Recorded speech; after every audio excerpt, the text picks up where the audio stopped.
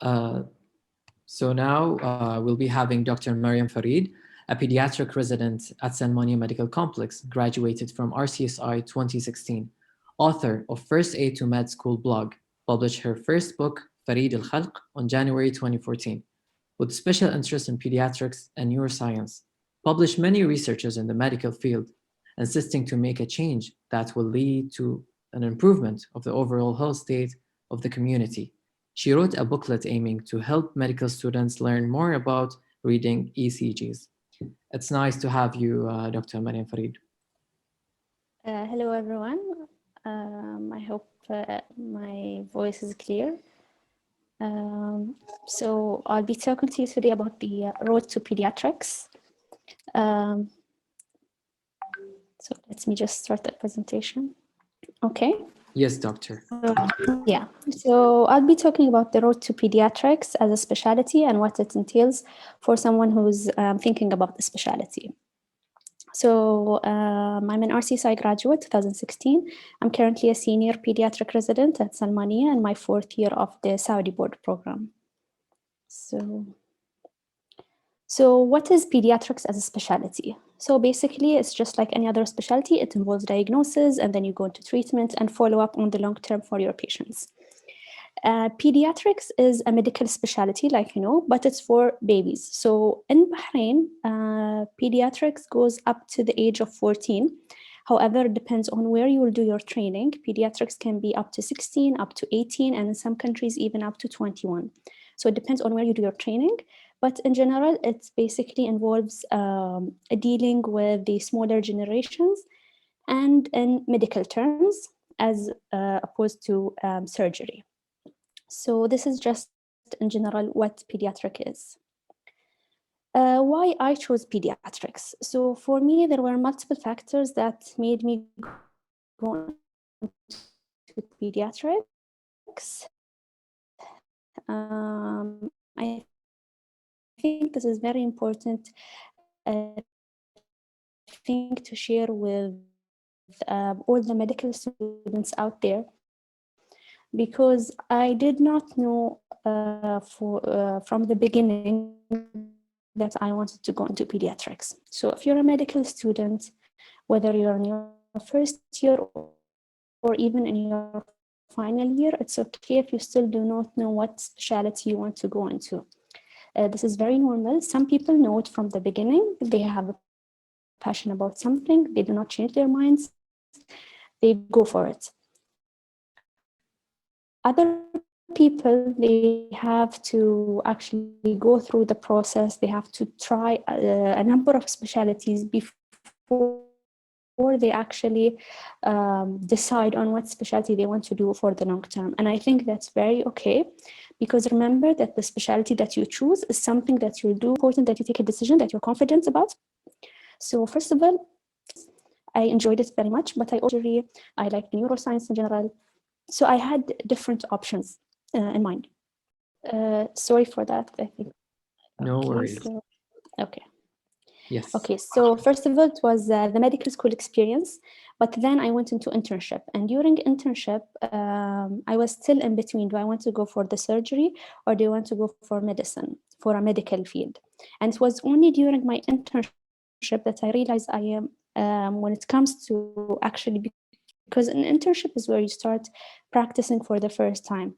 So when I started to practice, I realized that I am definitely going towards the medical fields, whether it was medicine or it was pediatrics. That's what I enjoyed most. And I was not very interested in attending the theater. So I realized at that point that I'm definitely going with medicine and not a surgical specialty. So it's okay if it's up to your internship or even to your first year of service job that you still deciding what's good for you and what's right. After I decided I wanted to go for medicine, it was between pediatrics and medicine, internal medicine.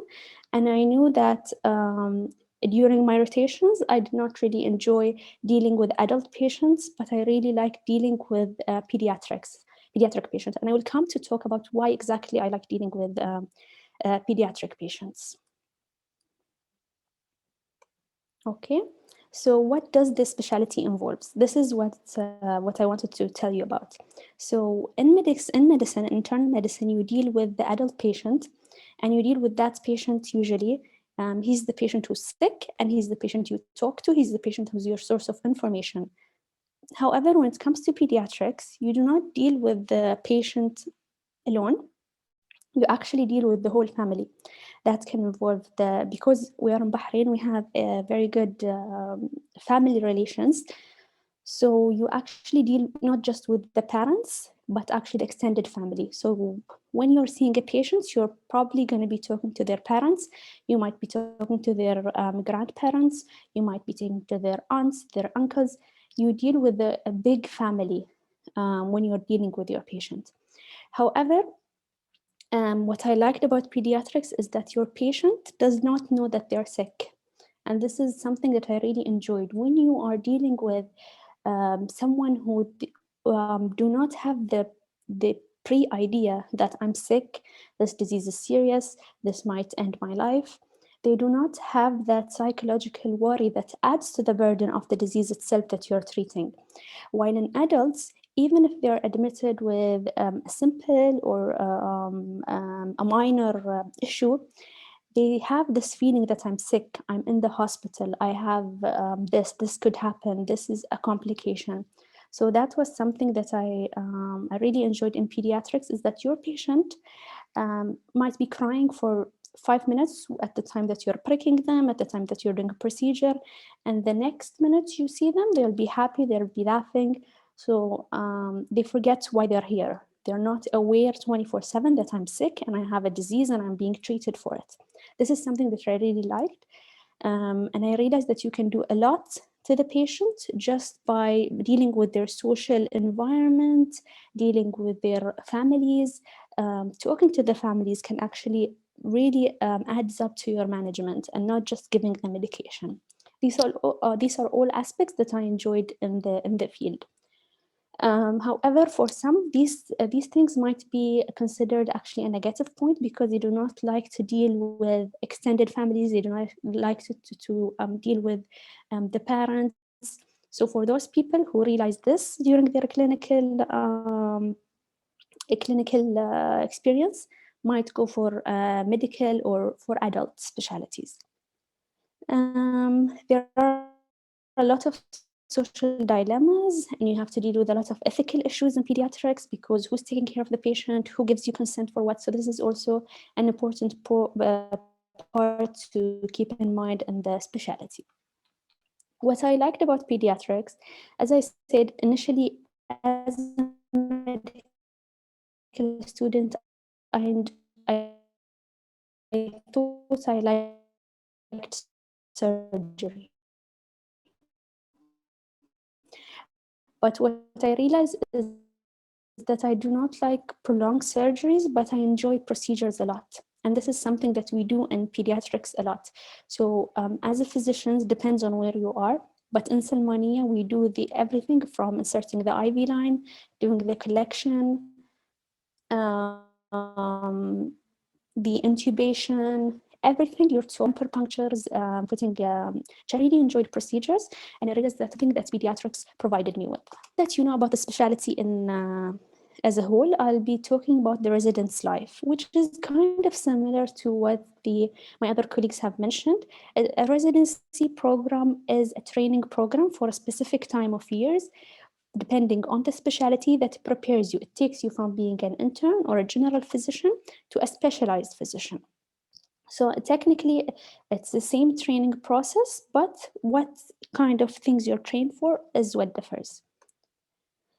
So for me, I went to during my year, we had the Saudi board. So I joined the Saudi board. However, in Salmani, currently we have both. We have Saudi board and Arab board residents. So both options are there, and it differs year to year about how many slots are there for each. Hours for you, so you'll go attend the hospital. Depending on you will attend hospital-based rotations. During the rotation, you'll go in the morning, you'll do the rounds. So as a resident, you're expected to go before the consultant, before your senior, see the patient, take their history, examine them, see their latest labs, so you have a full update of what has happened to the patient. This information in the beginning, you might not know how to deal with them. So you know that the patient is admitted with a pneumonia, for example. You know that he's on this antibiotic. You know that his labs showed this kind of abnormal result. However, keeping that in mind, in the beginning, as a junior resident, in your first year, for example, you will have the information. You might not be able to deal with it or know what to do with it. And this is the purpose of the training program. So you still have to go find out all the information and present it during round to someone who's more senior. Someone who's more senior is going to take the next step, and that's deciding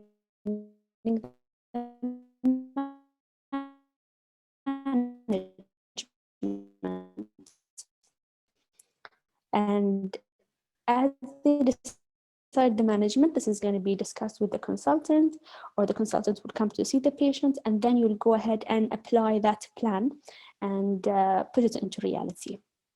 After you finish rounds, you're expected documentation, very important. So you have to document everything that you do as a resident, whether it was just a phone call during an on-call with our system. Everything you do, you document. It's important in medical records for all specialties. Also during daily working hours, as I said. And then the last thing would be the procedures. So also as a pediatrician, you're expected to know how to do the different procedures for your patients. Yes, there are other specialties that will help you. For example, with intubation, you have anesthesia to help. With cannulation, also you might have anesthesia to help. But as a pediatric resident, you're expected to know how to do these things for your patients whenever needed, in case no one else was available. Okay, so this is during your working hours. After hours, after the normal working hours, you'll have your on-call duties. Number of on-calls will vary depending on the situation, depending on how many residents you have. Can be from 5, 6, 7, or 8 on-calls per month. We usually do them in a 1 and 4 sequence, and they are 24 hours calls. Other things that you're expected to do as a resident in the training program is to do research activities, fill out your logbooks with your procedures, and do presentations such as journal clubs and grand rounds. These are all parts of your education process. You might work on them in the extra hours, so at home, but they are all part of your training as a resident. And I think this applies to all the specialties. So the exams. What kind of exams do you take as a pediatric resident? So during the year, you might have some exams that are OSCEs or assessments, case-based assessments. But the official exams, which are fixed, you're going to have your end-of-year exam, and that's an exam that takes you from the year you're at to the next year. This is regardless of your board. If you're a resident in SMC, you have to do an end-of-year exam. You also have your board exams. So for Pediatric Saudi board, you have part 1 and part 2. Part 1, you can take it either after your first year or your second year. It's a total 4-year program, like I said. And then you have your part 2 exam. Your part 2 exam, you take it at the end of your 4th year. And then you have the clinical exams. Also, as Saudi board residents, you have a clinical exam every year. That's an OSCE. And you have one major one at the end of the 4 years. Other exams that you can take that can help you with your residency and can help you with what you plan to do after your residency is over is external qualifying exams. So something that gives you qualification that's recognized abroad as well. An example for pediatrics is the MRCPCH, which is the Royal College of Pediatrics and Child Health. That's for UK. So it's a 3-part exam. You can take them during your residency, and they will help you in your residency, as I said, and for applying later on for fellowships and spots. I think the very important question to ask yourself is that pediatrics, even if you like it as a specialty, if someone told you you like it, if you think you like kids, I think those questions are all irrelevant. What you need to know is that, is this a specialty right for you as a person, as a doctor? Is this specialty right for you, regardless of what other people think? A lot of people used to say, you would go into pediatrics because you like kids, for example. For me, as a medical student, I never felt like I wanted to go to pediatrics because I used to think that I have to be a person who absolutely loves kids and loves dealing with kids 24/7 in order to go into pediatric, which is not true. It's a specialty, and you have to look at it from a medical point of view. You have to consider many different aspects. So things to keep in mind. There are positives and negatives for this specialty. I'm not going to tell you it's all smooth and it's all nice. It's actually a bumpy road that you go through in residency. You will have a lot of moments of doubts. You will ask yourself, why did I get into this? Is this too much for me or is this not? The lifestyle is very important. So what kind of lifestyle do you want? Also affects your choice of specialty. So this is something to keep in mind. Do you want to do on-calls or do you prefer to do shifts, for example, like emergency medicine or other specialty that provide shifts options? Do you have a motive from within for the specialty or not? You need to have the motive from within. If the motive is that my parents wanted me to go into pediatrics because they are pediatricians, or the motive is I want to go into pediatrics because I think I like kids, then you're not going to continue in the specialty. I have to tell you honestly that during my 4 years in the specialty now, a lot of residents get into this, okay? They do not continue on this because it's not an easy specialty to go into and the workload is a lot. So you need to know you want it from within in order to keep going. And I think that's very important to keep in mind. Some people might get into it, they don't like it in the beginning, but then they like it and that's why they continue. But if you don't like it and you get into it and you still don't like it, you're not going to continue in the specialty. I think this applies also to internal medicine because of the workload that you have, that it entails.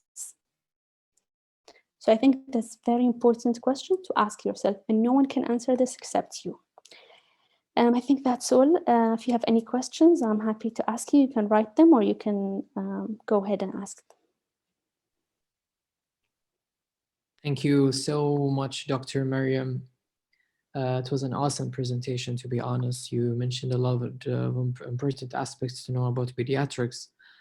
Please, if anyone had any question, they could write it below, and Dr. Maryam will be answering them. Thank you so much, Doctor. You're welcome. So someone asked, is getting accepted into pediatrics easier than internal medicine? Getting accepted into a certain specialty every year varies. I'm not going to say pediatrics is easier or medicine is easier. It depends on how many people are applying and how many seats are available. And based on that, you can decide the competition level for each year. This also applies for the Saudi board when you're applying for Saudi board, not Salmania directly, but it all depends on yes, how many seats are there and how many people are applying. Okay, so there is another question. What can I do to strengthen my application to pediatrics? Like what can I do in internship? So during your internship, I think performing well in the specialty of interest, getting known in the specialty in the department that you want to get into, and this applies to all specialties, is very important. When you're known to the doctors because of your hard work, because you're enthusiastic, this will help you definitely during your internship. Research can also strengthen your application. And yeah, so these are things that you can work on during your internship, your performance and your research and extracurricular activities. How do we know how many seats available? So how many seats available? They usually, for example, when the ministry opens the slots for application, they usually have designated slots for each specialty, and you can ask about them, or you can ask the department itself, how many residents do you need this year? So you can ask around within the department itself. Some departments, they take one every year.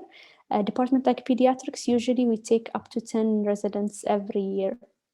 Yeah, so there is a good chance that if you like pediatrics, if you have a good CV and you have made a good impression during your internship, you have a good chance to get into it because we do take usually a good number. Was Saudi board your first option? Yes, because Saudi board, I know I can And at my time, I applied to Saudi board separately before applying to the ministry. And then when the ministry opened, I already had the acceptance from the Saudi board. So, but I think now this is, it has changed. So you apply to Salmania and Saudi board at the same time. And once you get accepted to both, you get into. While Arab board, I had to wait for the Salmania to open the slots, and that was not guaranteed in my year because I got into the year after it was closed for 2 years. SMC was closed for 2 years for applications, so it was not guaranteed. So I had to go through a route that I knew I can apply myself. Thank you so much, Are there Doctor. any And questions to take? if there's any questions, No. Yeah. they can continue writing in the chat. I hope you'll be available with us. Sure. Thank you. Thank you so much, Doctor. It was an honor to Thank have you. you. Thank you. Thank you.